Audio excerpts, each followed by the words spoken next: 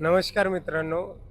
आजच्या व्हिडिओमध्ये आपण सांगणार आहे की जे सोलार पंप असतं शेती पंप, तर 10 मिनिटामध्ये तुम्ही कसा इझिली तुमच्या पद्धतीने म्हणजे घरच्या घरी प्रॉब्लेम सॉर्ट आउट करू शकता.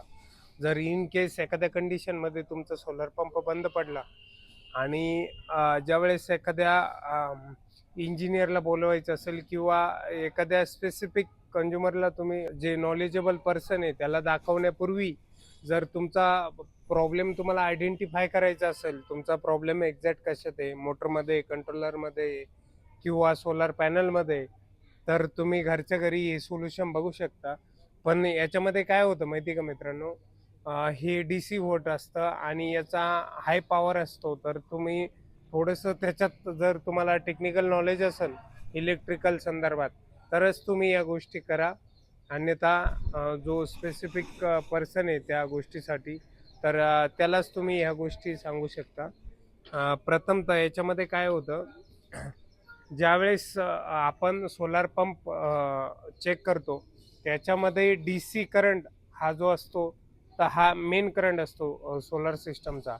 जर पॅनलची जी सिरीज येते डी-सी-डी-बी बॉक्सपर्यंत किंवा कंट्रोलरपर्यंत, तर या टाईपचं एक मल्टीमीटर आपल्याला घ्यायचं आहे आणि मार्केटमध्ये 200-300 ला हा मल्टीमीटर आपल्याला भेटतो. तर या टाईपचा जर मल्टीमीटर घेतला, तर त्याच्यावरतून तुम्ही डायरेक्टली डी-सी करंट हा चेक करू शकता. प्रथमतः याच्यामध्ये काय करायचं आहे, याला एक पॉझिटिव्ह प्रोब आणि निगेटिव्ह प्रोब या 2 गोष्टी असतात. हा जो डी-सी क्लॅममीटर आहे आपला, तर हा याच्यावरती इथं डी-सी करंटवरती सेट करायचा आहे. इथं खाली आपल्याला डिस्प्लेमध्ये डी-सी करंट बघायला भेटेल आणि हा सिलेक्टर आहे. इथून तुम्ही त्याला डी-सी, ए-सी कन्व्हर्ट करू शकता. आता याला डी-सीमध्ये केल्यावरती याची एक पॉझिटिव्ह प्रोब जी ती पॉझिटिव्ह टर्मिनलमध्ये टाकायची आहे आणि निगेटिव्ह प्रोब ही निगेटिव्ह टर्मिनलमध्ये टाकायची. जे 2 मेन वायर आपल्याला सोलार पॅनलकडून आलेले बघायला भेटतील, ते कनेक्शन चेक करायसाठी आपण हे करू शकतो. त्याच्यामध्ये 3 एच-पी, 5 एच-पी आणि 7.5 एच-पी असे आपल्याला 3 टाईपचे पंप येतात. तर हे तिन्हीचे पण व्होल्टेज आपल्याला वेगवेगळे बघायला भेटते. 3 एच-पीचा जर तुमचा सोलार पंप असेल, तर त्याचे व्होल्टेज हे 250 ते 300च्या दरम्यान असते. समजा साधारण पकडून चालायचे एका पॅनलचे व्होल्टेज हे 50 व्होल्टपर्यंत असते, 45 ते 50. तर मग 6 पॅनलचे व्होल्टेज जे येते ते 250 ते 300 पर्यंत येते.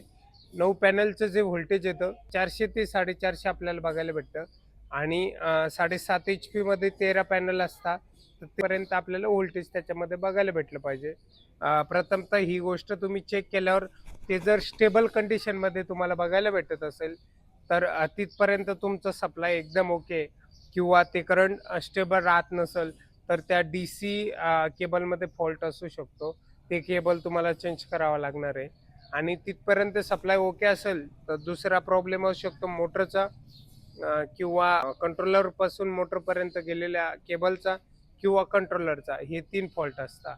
आता कंट्रोलरचा फॉल्ट हे कशामध्ये आपण चेक करू शकतो, जे डी-सी करंट आहे आपलं, डी-सी कंट्रोलर आहे, त्या कंट्रोलरचे जे आउटपुट केबल आहे, त्याच्यामध्ये सेम आपल्याला करंट पुन्हा चेक करायचा आहे.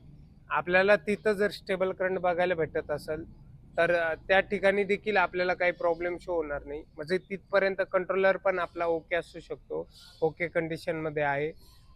त्याच्यानंतर आपण चेक करू शकतो केबल. आता मोटरचं केबल जर चेक करायचं असेल, तर याच्यात 2 गोष्टी तुम्ही बघू शकता. जो कंट्रोलरपाशी तुम्ही करंट बघितला, तोच करंट आपल्याला खाली ज्या मोटरला ज्या ठिकाणी जॉइंट दिलंय, त्या ठिकाणी भेटायला पाहिजे. आणि दुसरी गोष्ट तुम्हाला चेक करायची असेल केबल, तर केबल दोन्ही बाजून तुम्हाला ओपन करावा लागेल. ओपन केल्याच्या नंतर ही इथं ज्यावेळेस ह्या पॉइंटला तुम्हाला ते ठेवणं आहे, त्याची कंटिन्युइटी तुम्हाला चेक करावं लागेल. ह्या दोन्ही प्रोब एकमेकाला टच करायचे आहे आणि हा सिलेक्टरनी या कंडिशनवरती ते घ्यायचे कंटिन्युइटीच्या आणि हे कंटिन्यू असं बीप झालं पाहिजे. ज्यावेळेस आपण एकमेकाला टच करतो, त्यावेळेस या कंडिशनला हे आलं पाहिजे. बीपच्या कंडिशनला आलं, त्याच्यानंतर जे आपलं केबल असेल, तर केबल आर-वाय-बी 3 केबल त्याच्यामध्ये बघायला भेटतात. तर एक वरची बाजू आणि एक खालची बाजू म्हणजे दोन्हीच्या पॉइंटला आपल्याला आरच्या म्हणजे रेड कलरच्या केबलला या दोन्ही प्रोब कनेक्ट करायचे आहे.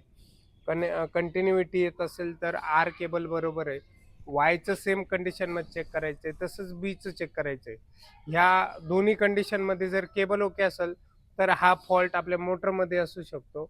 आता मोटरचा फॉल्ट चेक करण्यासाठी काही मोटरची टेक्निकल गोष्टीची आवश्यकता असते.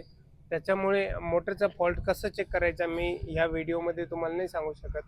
तर त्या ठिकाणी तुम्हाला जो त्या कंपनीचा इंजिनियर आहे किंवा स्पेसिफिक एखादा माणूस आहे, त्याला तुम्हाला अलोकेट करावं लागेल आणि अशा पद्धतीने तुम्ही तुमच्या कोणत्या इक्विपमेंटमध्ये फॉल्ट आहे शेती पंपाच्या, हा सॉर्ट आउट करू शकता.